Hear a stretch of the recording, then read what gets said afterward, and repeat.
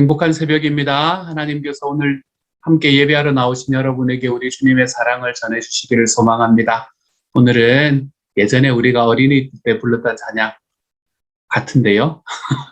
우리 어린아이처럼 그저 오라 하시네 라는 찬양으로 하나님 앞에 함께 나아가기를 원합니다. 함께 찬양하지요.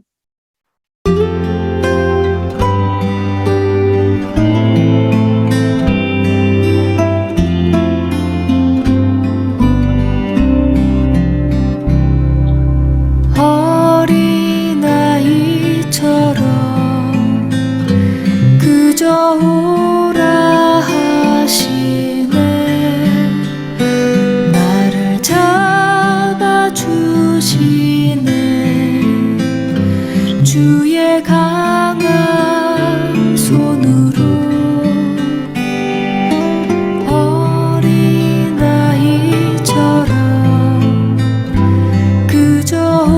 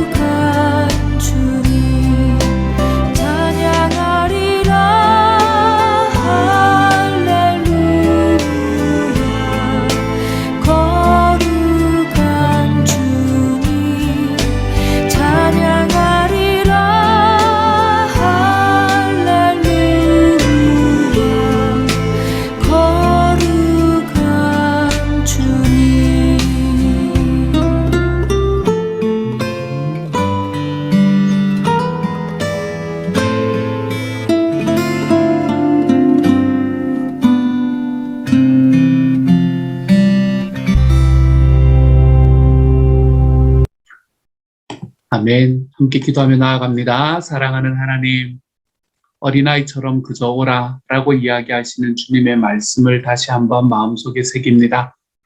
오늘 하루 살아갈 때, 이 새벽에 하나님 앞에 나아갈 때 주님, 내가 선 것 같이 하나님 앞에 서는 것이 아무것도 가지지 못한 사람입니다. 라는 고백보다 더 낫다는 하나님 그러한 마음에서 벗어나서 주님이여 주님 앞에 우리의 것들을 온전히 내어드리며 살아갈 수 있는 삶.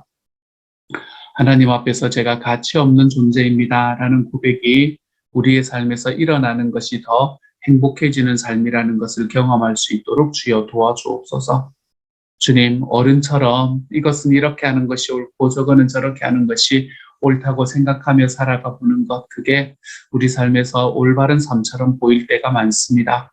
하지만 어린아이처럼 하나님 앞에 나아오는 것이 하나님께서 소원하시는 길이라는 것을 한 번쯤 깨달아 볼 수 있는 시간 될 수 있도록 도와주시고, 그래서 주님, 내 생각과는 다른 이 신앙의 역설들이 우리의 삶에서 펼쳐질 때 하나님이 주시는 그 신 은혜가 우리 모두 예배 함께하는 모든 이들의 삶 속에 함께할 수 있도록 주여 도와주옵소서.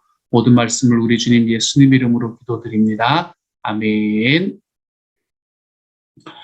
하나님께서 우리에게 주시는 말씀을 함께 읽습니다. 누가복음 18장 9절부터 17절까지의 말씀입니다.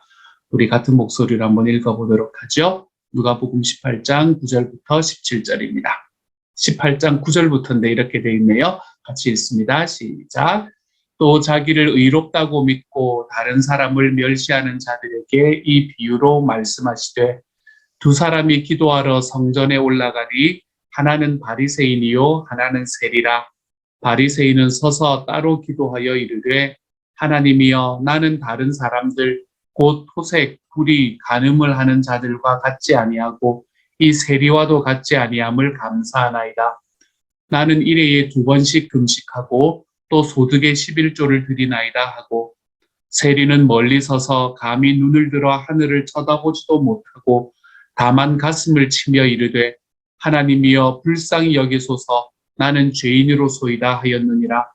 내가 너희에게 이르노니 이에 저 바리새인이 아니고 이 사람이 의롭다 하심을 받고 그의 집으로 내려갔느니라.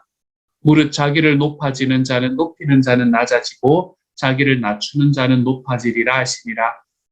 사람들이 예수께서 만져주심을 바라고 자기 어린아이를 데리고 오매 제자들이 보고 꾸짖거늘, 예수께서 그 어린아기 아이들을 불러 가까이 하시고 이르시되, 어린아이들이 내게 오는 것을 용납하고 금하지 말라.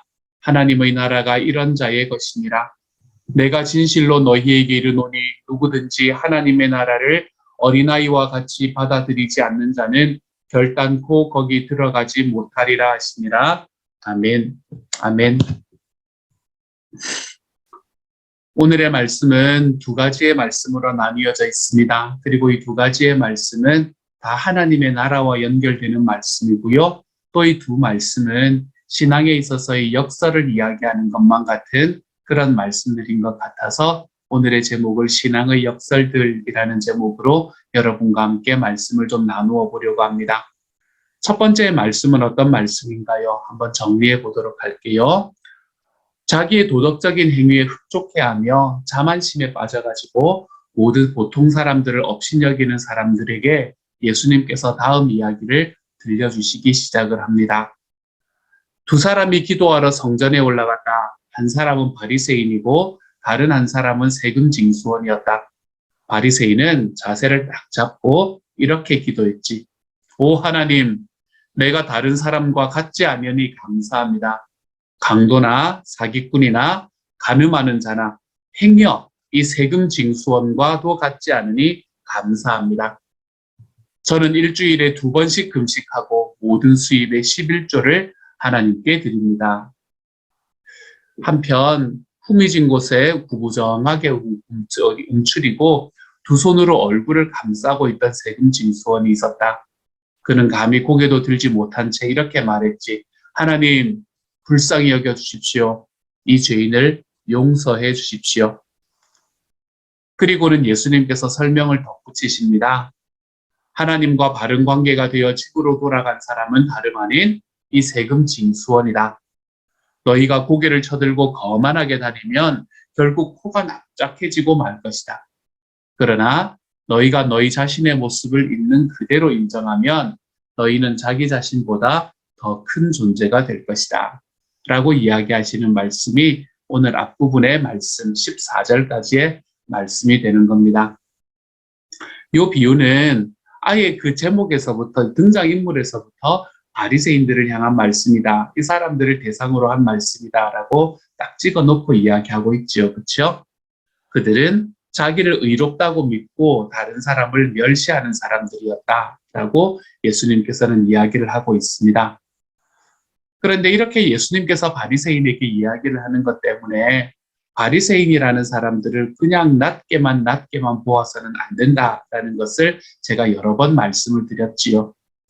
당시에 바리새인들은 어떤 사람들이었나 하면 그때 당시에 있던 유대에 있던 모든 계층들 중에서 그 민중들에게 가장 존경을 받는 사람이 바로 이 바리새인들이었습니다.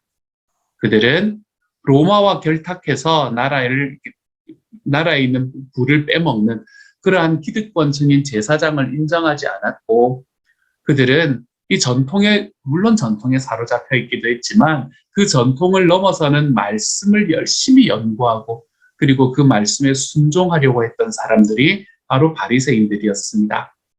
그랬기 때문에 그때 당시에 유대에 있던 사람들 중에 가장 존경을 받는 사람이었을 뿐만 아니라 우리도 그들을 함부로 무시해서는 안 되는 사람들이었지요. 오늘 비유에 나오는 이야기 중에서 3절 말씀에 나타나는 이야기가 그리고 4절의 말씀에 나타나는 이야기가 이 모든 것들이 당시의 바리새인들이 실제로 행하고 있는 일이었을 것입니다. 그들은 일회에 2번씩 금식하고 소득의 11조도 드리고 그리고 이렇게 성전에 올라와서 정기적으로 기도도 하는 사람이었습니다.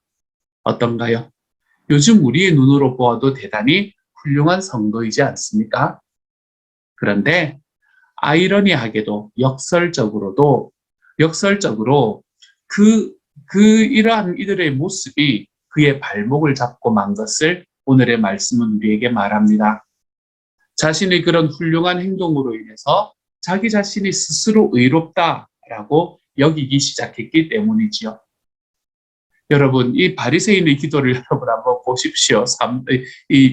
몇 절, 11절과 12절이네요. 그렇죠? 11절과 12절에 나타나는 이 바리새인의 기도는 이거는 기도를 가장한 자화자찬이지 않습니까? 오히려 그의 그런 순종이 하나님 앞에 순종했던 그의 모습이 오히려 그를 하나님께로부터 멀어지게 만들고 있는 모습을 오늘의 말씀에서 우리는 찾아볼 수 있게 됩니다.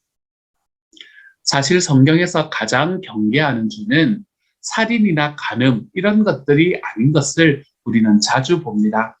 성경이 경계하는 가장 최고의 죄는 생명의 삶에서 뭐라 그랬어요? 자기가 자기의 하나님이 되는 것, 자기가 자기의 주인이 되는 것, 즉 자기 스스로 의롭다고 여기는 태도, 이것을 성경은 가장 최고의 죄다라고 이야기를 합니다. 왜 그럴까요? 이런 태도를 가진 사람들은 하나님 앞에 잘 엎드리지를 않습니다. 어떻게 보면 이런 분들이 예수님을 믿지 않으신다면 믿음을 가지기가 가장 어려운 사람들이 아닌가라고 생각해 보게 됩니다. 여기에서 신앙의 역설이 발생합니다. 드러나는 죄를 지은 사람은 오히려 하나님의 용서와 은혜가 필요하다는 것을 알고 엎드려서 하나님으로부터 용서와 은혜를 받고 의인이라고 인정을 받게 됩니다.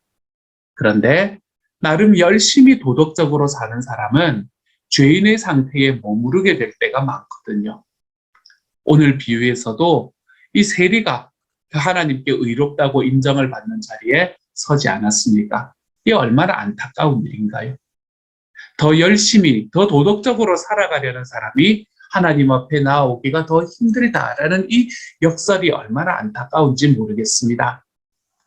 우리가 사실 하나님 앞에 딱 서고 나면 우리가 나름 그 이전에 하나님을 만나기 전에 내세우려고 했던 것들이 얼마나 보잘것없는 것들이었는가라는 것을 너무나 잘 알게 됩니다.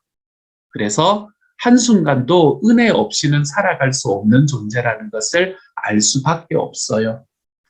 그나마 우리가 조금씩 잘할 수 있었던 것도 결국 하나님의 은혜 덕분이었음을 고백할 수밖에 없습니다. 그래서 또다시 엎드려 감사하고 또다시 은혜를 구하게 되는 것이지요.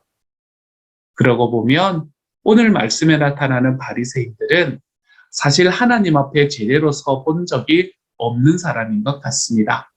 그러니까 자기가 가지고 있는 자기의 의가 하나님의 은혜보다 훨씬 더 크게 보이는 그러한 삶을 살아가고 있었던 것이겠지요. 저는 누구의 모습을 쫓아갈래? 라고 이야기하면 한쪽을 선택하지는 못할 것 같습니다. 저는 이 바리새인의 모습과 세리의 모습이 적당히 섞이면 참 좋겠다라고 생각이 됩니다.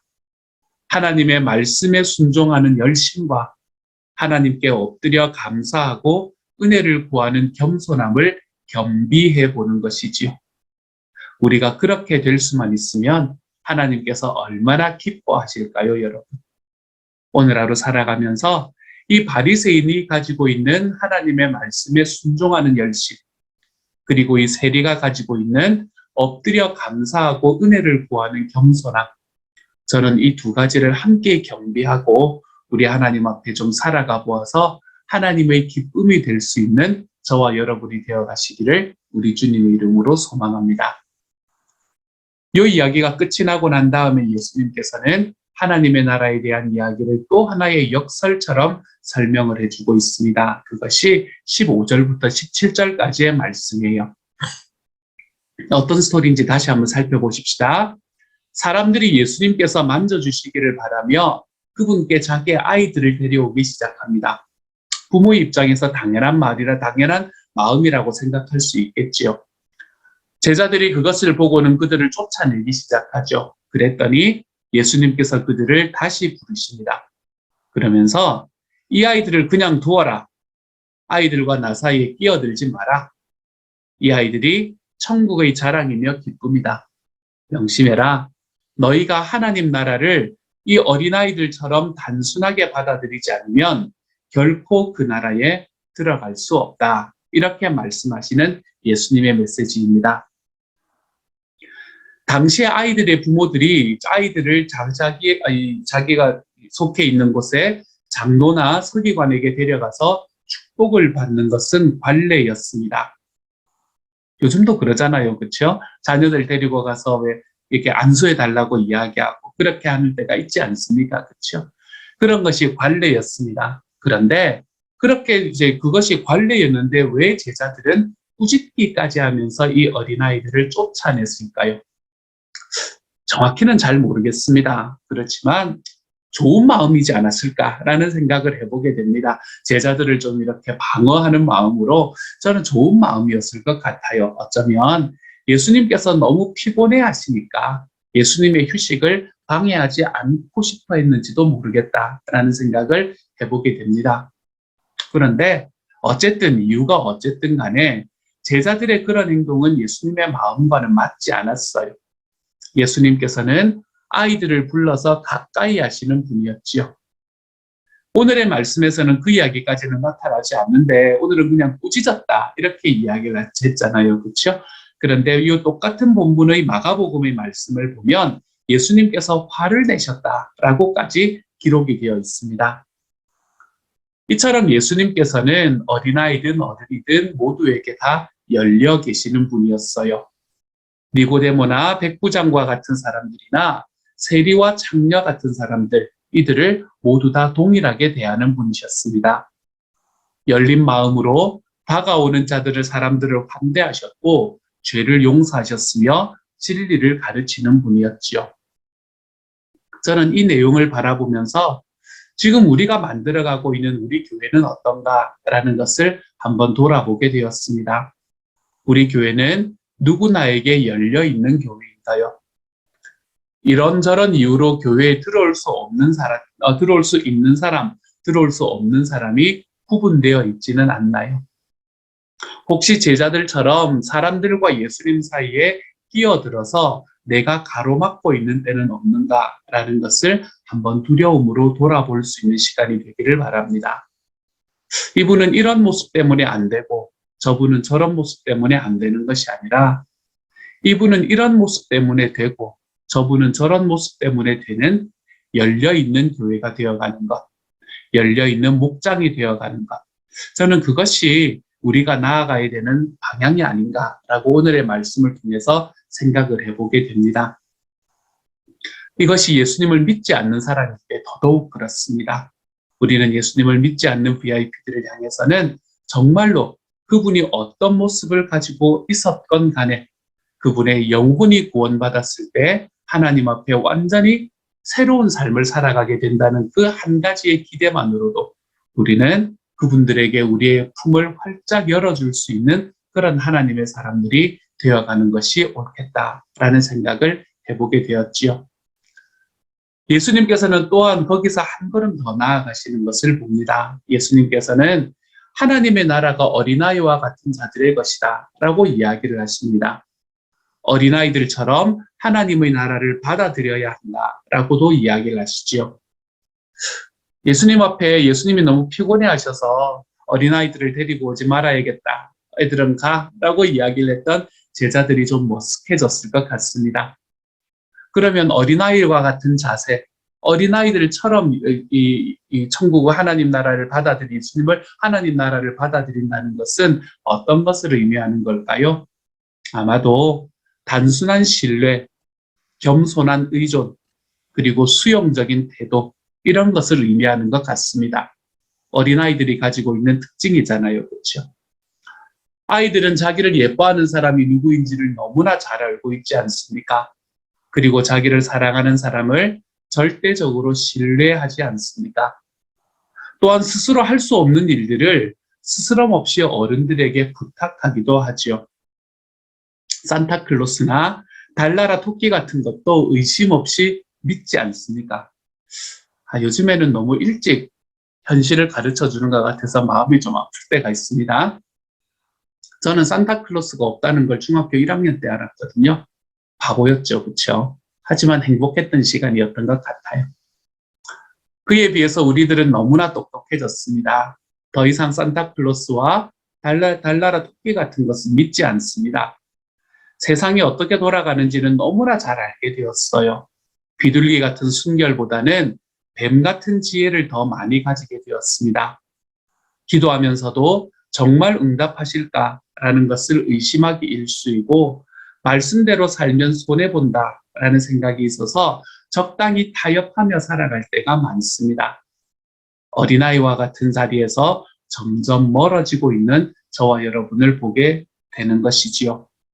어쩌면 우리들은 하나님 앞에 너무 어른이 되어버리지는 않았을까요? 어른이 가지는 장점도 많습니다. 책임을 진다는 것, 그리고 그 안에서 힘써서 순종하는 선택을 할 수 있는 자리에 있다는 것 등등 우리의 삶 속에 어른으로서의 장점도 참 많습니다. 하지만 자기를 사랑하는 사람을 절대적으로 신뢰하고 스스로 할 수 없는 일을 스스럼 없이 부탁하고 그리고 우리의 삶에서 나를 사랑하는 이가 누구인지를 너무도 잘 아는 삶, 이처럼 단순한 신뢰와 겸손한 의존, 그리고 수용적인 태도를 우리의 삶에 좀 갖추고 살아갈 줄 아는 하나님의 사람이 되어갔으면 좋겠습니다. 우리가 너무 어른이 되지 말고 하나님 앞에서는 우리의 삶 속에서 내가 가지고 있는 모든 것들을 내 힘으로 다 완성할 수 없다는 것을 깨달으며 하나님께서 우리에게 주시는 이 신뢰와 의존과 수용적인 마음을 우리의 삶에서 하나님 앞에 내어놓으며 살아가 볼 수 있는 하나님의 사람이 되어 가시기를 소망합니다. 세상은 어른이 되었다라는 말, 철들었다라는 말이 사람에게 칭찬으로 다가오게 됩니다. 하지만 우리는 하나님 앞에서 이 어린아이와 같은 모습으로 예수님을 받아들이는 것을 놓지 않음으로 인해서 우리 안에서 이 신앙의 역사, 어른이 되는 것만이 정말 우리에게 좋은 일이 아닐 수 있다라고 이야기하는 이 신앙의 역설들이 저와 여러분의 삶 속에서 오늘 하루 좀 경험되어 볼 수 있는, 그래서 우리가 어린아이와 같은 모습으로 하나님께 나아가는 것이 좀 익숙해져 볼 수 있는 하나님의 사람들이 되어 가시기를 소망합니다. 두 가지 역설을 나누었어요. 그렇죠? 우리가 어른이 되는 것이 정말 좋은 일이다라고 이야기하는 것에서 내가 어린아이와 같은 단순함과 그리고 신뢰와 겸손으로 나아가는 것, 그리고 하나님에 대한 전적인 수용으로 나아가는 것도 우리의 삶에 얼마나 소중한지 모른다라는 역설과, 또 한 가지는 우리가 하나님에 대한 순종, 그 하나님에 대한 순종이 우리의 자기의가 되어서 우리를 오히려 하나님께 나아가는 것을 방해하고 있는 이 역설에 서지 않기를 소망하는 삶. 그래서 바리새인과 세리를 정말 잘 섞어놓은 삶을 우리의 삶에서 좀 살아보자라고 말씀을 드렸습니다. 저는 저와 여러분의 삶이, 오늘 하루의 삶이 이러한 길로 좀 걸어가 볼 수 있는 하나님의 사람이 되어가시기를 우리 주님의 이름으로 소망합니다. 이 시간 같이 하나님 앞에 한 2분 정도 말씀에 응답해서 기도하며 나아가기를 바랍니다. 함께 기도합니다.